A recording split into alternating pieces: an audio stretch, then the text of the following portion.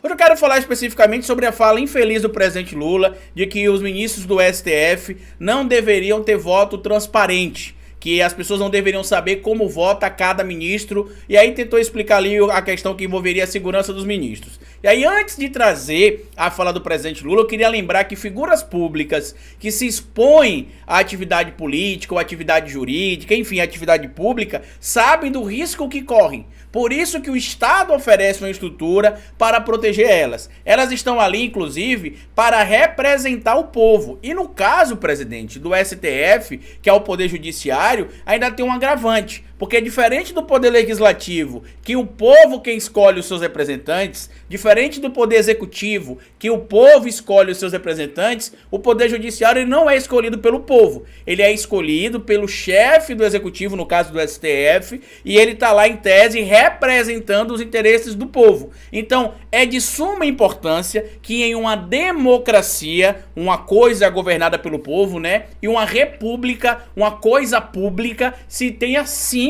transparência. Agora vocês vão me perguntar o que é que eu achei de tudo isso? Para mim, além de ter sido uma fala infeliz, mostra a falta de preparo da SECOM.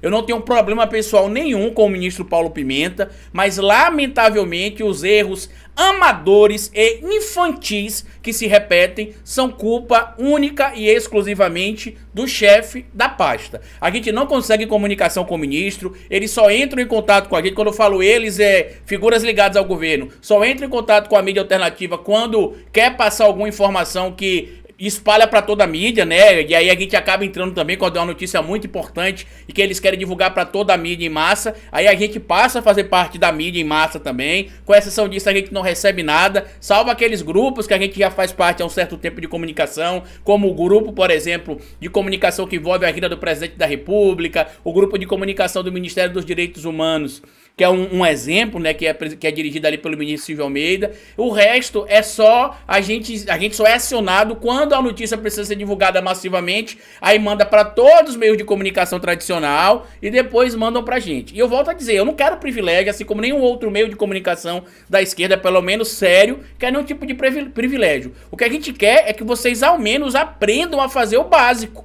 Porque depois de ter passado tudo que passou na mão do Bolsonaro, depois do golpe que o Brasil tomou a partir do que aconteceu em 2013, ainda não se aprendeu o básico. Eu não tô pedindo para ser extraordinário, não. Eu tô trazendo o exemplo de El Salvador, que quando a extrema-direita brasileira importar o método cinematográfico que o presidente de El Salvador tem feito lá, a gente vai ter um trabalho redobrado para poder combater as desinformações. Então, eu já tentei alertar em mais de uma oportunidade a questão que envolve ali, por exemplo, a identidade visual da SECOM, já mandei mensagem direto pro ministro Paulo Pimenta, eu e outras pessoas, tá? Porque ele não precisa me ouvir diretamente, ele tem de ouvir as pessoas que entendem. Eu já mandei várias vezes, você não consegue ter uma identidade visual. Você olha que a SECOM continua não tendo identidade visual, e um dos recursos mais utilizados atualmente, que é o vídeo, quase não tem. Aí agora, por exemplo, voltou a fake news da história ali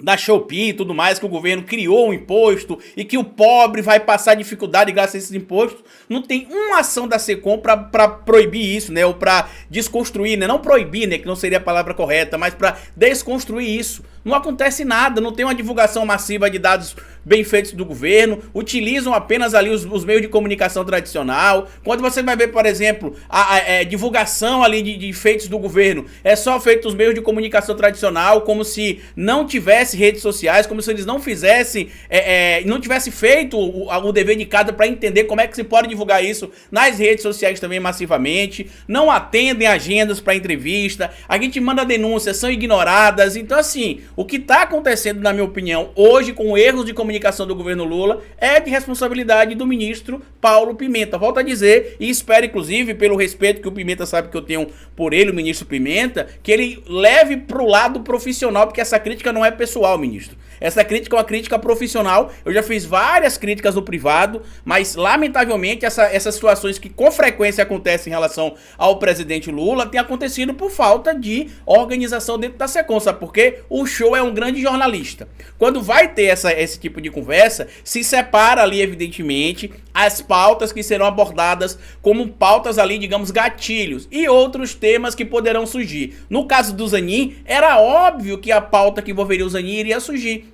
E aí o que é que vocês deveriam fazer? Olha, se em algum momento, que inclusive muita gente me perguntou se eu era favorável ou contra o Lula fazer live todo dia, não sei quantas vezes por mês, eu falei, gente, eu acho que uma live por mês ou uma live por semana já estaria bom. Por quê? Porque o presidente Lula não tem a mesma maneira de se comunicar nas redes como a extrema-direita, é diferente, ele é de uma formação diferente. Ele é um cara que se comunica com o povo de outra maneira. Então ele não entende os gatilhos, por exemplo, que a extrema-direita dominou. E aí o que é que deveria ter feito? O Shoa, preste atenção. Como você sabe que o presidente Lula não é uma figura que entenda tanto a comunicação na internet, caso você perceba que tem alguma fala dele que possa gerar algum tipo de problema nas redes sociais, interfira, questione para gerar um debate e quem sabe ali mesmo ainda durante o programa ele possa fazer essa correção.